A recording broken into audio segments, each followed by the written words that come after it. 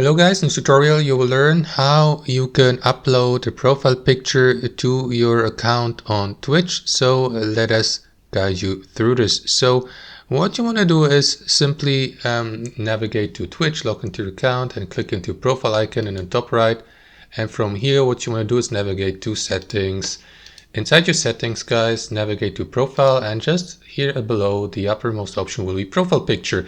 You can upload a profile picture in the following format: file formats, JPEG, PNG, GIF, and the file must not exceed 10 MB.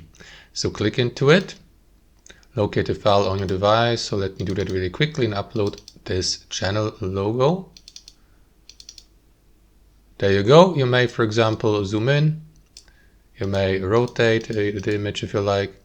Unfortunately, there's no cropping tool, as you can see, so you can only adjust the size a bit. Click into save. And that's it. That's your new profile picture. You may delete it if you like by clicking to this button. And that's it, guys. Thanks for watching, and I'll see you next time.